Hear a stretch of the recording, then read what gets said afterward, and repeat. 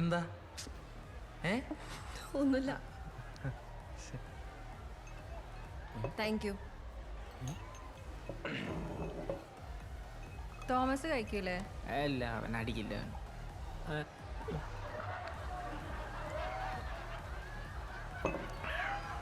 എന്റെ പൊന്നെ, ഇങ്ങനൊന്നും അടിക്കല്ലേ, ഡേഞ്ചർ ആണ്. അല്ല, എനിക്ക് ഇങ്ങനെയാ ശീലം. അയ്യോ, പേടിക്കണ്ട കേട്ടോ, ഞാൻ അത്ര വലിയ കുടിയനൊന്നുമല്ല. എനിക്കെന്തിനു പേടി?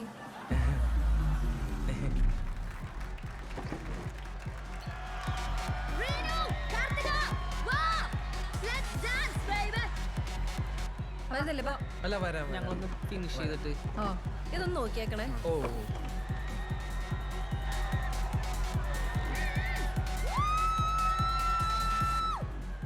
എടാ, നീ അവള് പറഞ്ഞത് കേട്ടാ, ഞാൻ കുടിക്കുന്നതിലൊന്നും അവൾക്ക് വലിയ പ്രശ്നമില്ലാന്ന്.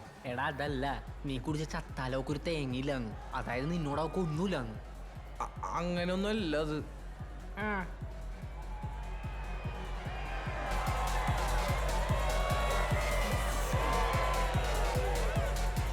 നീ എന്തായാലും സംസാരിക്കാൻ സെറ്റ് ചെയ്ത ആംബിയൻസ് ഉള്ളാട്ടാ. ഇവിടെ ഇരുന്ന് മനസ്സമാധാനായിട്ട് എങ്ങനെ മിണ്ടോടാ? ഇവിടെ സമാധാനം ഉണ്ടാക്കാൻ വന്നല്ല, വൈബ് ചെയ്യാൻ വന്നല്ലേ. നീ വന്ന് നമുക്ക് അവരോടൊപ്പം ചില്ലിയ ബാ. എന്നെ കൊണ്ട് ഇതൊന്നും പറ്റൂല എന്ന് എനിക്ക് അറിയാൻ പാടില്ലേ? ഇതൊരുമാതിരി പുകയും സൗണ്ടും. എടാ, സൗണ്ട് ഒന്ന് കുറച്ചൊക്കാൻ പറഞ്ഞേ. മിണ്ടാണ്ടിരി എന്തൊന്നാണ് കാണിക്കണത്? വേറൊരു വഴിയുണ്ട്. നമുക്ക് കാർത്തികയുടെ അടുത്ത് നൈസായിട്ട് കാര്യം അവതരിപ്പിച്ചാലാ? കാർത്തികേ, എനിക്ക് റീനുനെ മതി. ഷെടാ, എടാ, കാർത്തിക നമ്മുടെ കൂടെ ഉണ്ട്. പകുതി കാര്യങ്ങളും ഓക്കെയാണ്. അവൾ നമ്മളെ ഹെൽപ്പ് ചെയ്യും. നല്ല കുട്ടിയാവള്.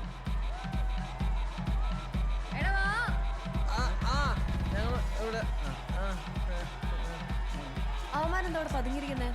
ചെല്, വരാൻ പറ. എടാ, തേടിയവളി കാലി ചുറ്റി. ദേ അവള് വരണ്ട്.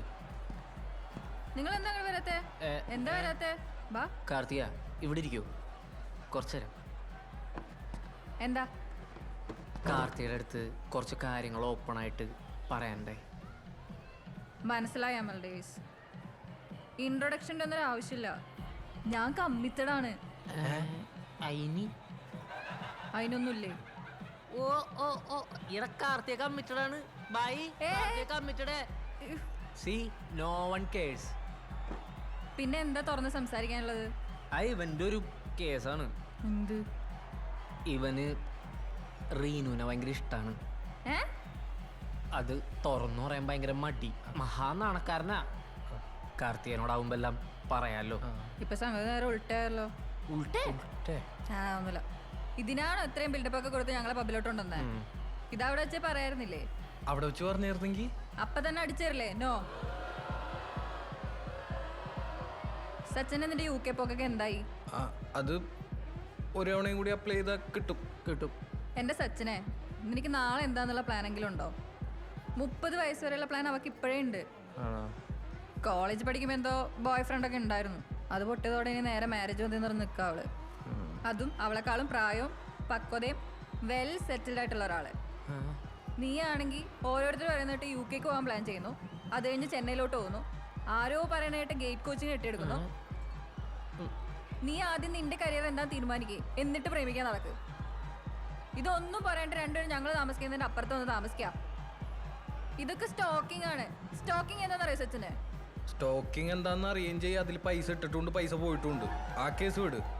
അത് സ്റ്റോക്ക് മാർക്കറ്റിംഗ്. സപ്പോസ് ഇനി അവൾ ആരെങ്കിലും ഡേറ്റ് ചെയ്യണമെന്ന് തന്നെ ഇരിക്കട്ടെ. അവളെക്കാൾ സ്മാർട്ട് ആയിട്ടുള്ള ഒരാളെ മാത്രമേ അവൾ ഡേറ്റ് ചെയ്യുള്ളൂ. നീ ഈ പറയണ കണ്ടീഷൻസ് ഒക്കെ ഒത്താണെങ്കിൽ ഒരാളെ എവിടെ നിന്ന് കിട്ടാനാണ്? അങ്ങനെ ഒരാൾ ഞങ്ങളുടെ ഓഫീസ് തന്നെ ഉണ്ടെങ്കിലോ? ആരായിരിക്കും?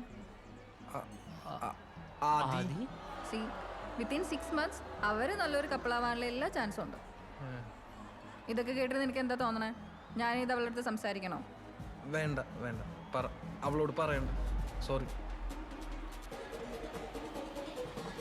അമൽ, ഗെറ്റ് എ ലൈഫ് മാൻ. നീ ഒരു 2 ബിയർ കൂടി പറ.